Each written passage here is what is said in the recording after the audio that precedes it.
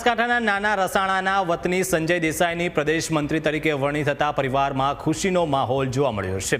સંજય દેસાઈના પરિવારે ગોળ ધાણા વેચી ઉજવણી કરી હતી।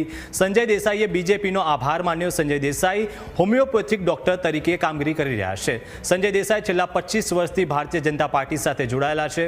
રાષ્ટ્રીય સ્વયંસેવક સંઘના એક સ્વયંસેવક તરીકે પણ તેઓ કાર્યરત છે। સંજય દેસાઈએ કહ્યું કે કેન્દ્ર સરકાર અને રાજ્ય સરકારની જે પણ યોજનાઓ છે તે છેવાડાના માનવી સુધી પહોંચે તેના માટે હું પૂરેપૂરા પ્રયત્નો કરીશ।